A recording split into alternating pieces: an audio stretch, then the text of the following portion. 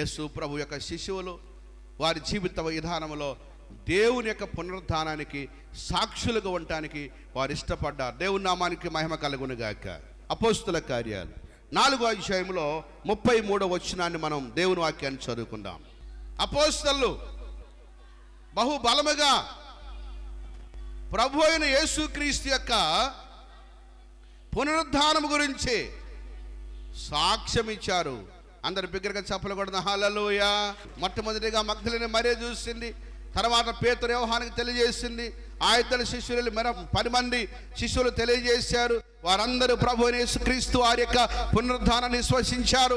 ఇక చాలా విషయాలు చెప్పుకోవాలంటే దాంట్లోకి వెళితే యేసు ప్రభు వారిని వారు పూర్తిగా నమ్మిన తర్వాత, పూర్తిగా అంగీకరించిన తర్వాత, ఆయన పునరుద్ధానాన్ని విశ్వసించిన తర్వాత వాళ్ళు ఏం చేశారంటే ప్రభు అయిన యేసునకు మేమే సాక్షులం. హల్లెలూయా. ప్రభు అయిన యేసునకు ఎవరు సాక్షులు? ఆయన శిలువకు మేమే సాక్షులం, ఆయన దెబ్బలకి మేమే సాక్షులం, ఆయన గాయాలకు మేమే సాక్షులం, ఆయన సమాధి చేయబడుతుంటే మేము చూసాం, ఆయన సమాధి తిరిగి లేచినప్పుడు మాకు కనపడ్డాడు, మేము చూసాం. హల్లెలూయా. ప్రభు అయినటువంటి యేసుక్రీస్తు పునరుద్ధానాన్ని గురించి వారు సాక్షులుగా బ్రతుకుతూ ఉన్నారు. ప్రభు నందు ప్రియమైన దేవుని బిడ్డలారా, నిజంగా మన జీవితాల్లో ప్రభు అయిన యేసుక్రీస్తు యొక్క పునరుద్ధానం గురించి మనము సాక్ష్యం ఇచ్చేవారుగా ఉన్నామా?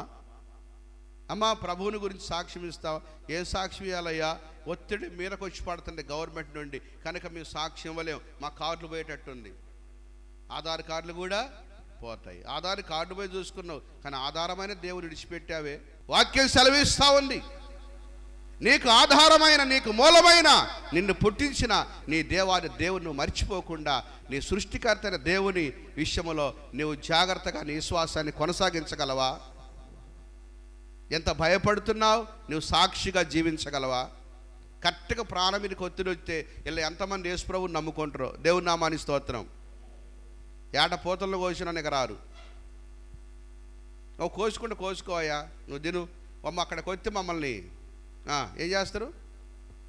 గుర్తుపట్టి మాకున్న ఆధారాలు మొత్తం పోతాయి, పాస్టర్ గారు మీ ఇష్టం అని అంటారు. ఇప్పుడున్నటువంటి ఈజీగా రేపు రాబోయే రోజులు లేవు. దేవునికి సాక్షిగా నువ్వు నిలబడగలవా? నా యేసు ప్రతి మనిషి పాపం కొరకు కలువరి శిలువలో మరణించాడని, సమాధి చేయబడి మన నీతిమంతులుగా చేయబడడం కొరకు తిరిగి లేచాడని, పరలోకానికి వెళ్ళాడని, పరలోకము నుండి యేసు ప్రభు వస్తే నేను కూడా ప్రభుతో వెళతాను విశ్వాసం కలిగిన వారు మాత్రమే ప్రభు కొరకు సాక్షులుగా నిలబడతారు. దేవుని నామానికి స్తోత్రం. సాక్ష్యం అంటే ఏంటి? యోహాను రాసిన మొదటి పత్రిక 1వ అధ్యాయము 1-2 వచనాలు గనక దేవుని వాక్యాన్ని మనం చదివితే, జీవాన్ని గూర్చినది ఆది నుండి ఏదైతే ఉందో, మేము ఏదైతే విన్నామో, కండ్లారు ఏదైతే మేము చూసామో, మా చేతులు దేన్నైతే తాకినవో అది మీకు తెలియజేస్తూ ఉన్నాం. ఆ జీవం ప్రత్యక్షమాయను. మేము మాకు ప్రత్యక్షమైన యొక్క నిత్య జీవాన్ని మేము చూచి ఆ జీవాన్ని గురించి మేము సాక్ష్యం ఇస్తున్నాం. దేవుని నామానికి స్తోత్రం కలుగునుగాక. ఆ జీవమును గురించి, దేని గురించి అండి? అదనమాట. ఆయన మృతుడిగా ఉంటే ఆయన గురించి సాక్ష్యం కాదండి, ఆయన సజీవుడిగా తిరిగి లేచాడు గనక ఆ యేసు ప్రభువాన్ని కళ్ళారా చూసాం, తాకాం, తడివాం, తట్టాం, ముట్టుకున్నాం. హల్లెలూయా కదా. తోమా గారికి ఏముంది? సందేహం ఉంది. ప్రభు ఏమంటాడు? తోమా, నీకెందుకు సందేహం ఉండాలి? నా పచ్చి గాయాల్లో ఏలుబెట్టి కొంచెం చూడయ్యా. గాయముల్లో ఏలుబెట్టి గెలుగుతూ ఉంటే పచ్చి గాయాల్లో యేసు ప్రభుకి ఎంత బాధ కలుగుద్ది? మానిపోయే పుండు కనుక దెబ్బ తగిలితే ఎంత బాధ కలుగుతుంది? ఎవరికైనా మానిపోయే పుండు అనుకోని దాని మీద కనుక ఎంత దెబ్బ తగిలితారే అన్న వాడిని ఏం చేయాలి అర్థం కాదు. మానిపోయే పుండుకి దెబ్బ తగిలితే ఎంత కోపం వస్తుంది? పచ్చి గాయములు ఏలుబెట్టినాడు ఎంత బాధ కలుగుతుంది? తడివి తట్టి లోపలికి వేలు పెట్టి మేము చూసాం. ఆయన యేసు శిలువ వేయబడ్డాడు, నలగొట్టబడ్డాడు, కొరడా దెబ్బలు తిన్నాడు, బల్లెంతో పొడవబడ్డాడు, మేకలతో కొట్టబడ్డాడు, ఘోరమైన మరణాన్ని నా ప్రభు అనుభవించారు. ఆయన పునరుద్ధారణగా తిరిగి లేచాడు. దీనికి మేము సాక్షులం. హల్లెలూయా. అందుకని వారు ఏం చేశారు తెలుసా? యేసు ప్రభు కొరకు ఒక్కొక్క దేశాన్ని ఎంచుకొని ఆయా దేశాల్లో చెదిరిపోయి ఆయా దేశాల్లో సువార్త ప్రకటించి యేసు ప్రభు కొరకు ప్రాణాలు కోల్పోవడానికి ఇష్టపడ్డారు. సాక్షులుగా బ్రతికిన వారు. దేవుని నామానికి స్తోత్రం. ఎంత గొప్ప విశ్వాసం మనలో ఉందా ఈరోజు? ఉండాలి. ఎంత గొప్ప విశ్వాసం అంటే ప్రభువు కొరకు త్యాగం చేసినటువంటి మనసండి. పేతురు గారు అంటాడు, నా తల కిందికి, చేతుల కింది, కాళ్ళు పైకి పెట్టి నన్ను మేకులు పెట్టి కొట్టండి. ఎంత గొప్ప త్యాగం అండి. మన దేశానికి, భారతదేశానికి సువార్త ప్రకటించడానికి వచ్చినటువంటి తోమ గారు కూడా ఆయన భయంకరంగా బల్లెం పెట్టి పొడి చేసి చంపేశారు సువార్త ప్రకటిస్తూ ఉన్నప్పుడు. మద్రాసులో ఆయన సమాధి ఉన్నది, తోమ గారి సమాధి ఉంది. ఎంత ఘోరమైన మరణం! ప్రభువుకు సాక్షిగా ఉంటే వారి జీవితాలన్నీ కూడా హతసాక్షులుగా మారిపోవలసిన. ఏ శిశువుడు కూడా ఊరికనే చనిపోలే. వాళ్ళ కాల దినాల నుండి హ్యాపీగా సేవ చేసి 4 పాటలు పాడిన, 2 ప్రార్థనలు చేసి, మనలా 40 రోజులు ఉపవాసం చేసి భక్తి సరిపోయిందండి అని చెప్పి అట్లా చచ్చిపోలే. పూర్తిగా తెగించారు ప్రభు కోసం. కనీసానికి మనం ప్రభు కొరకు చిన్న ప్రార్థన చేయలేకపోతున్నాం, రాలేకపోతున్నాం, పోలేకపోతున్నాం. తెల్లారుజాము లేవలేం మనం. ఇప్పుడు తెల్లారుజాము లేచి వస్తేనే కదా ఎవరిని అడిగేది. ఏంటారు బాబు 3ంటికి పోతున్నాయి, ఎక్కడికి వెళ్తారు అని. నువ్వు లేచి రాకపోతే ఎవరు అడుగుతాడు నిన్ను?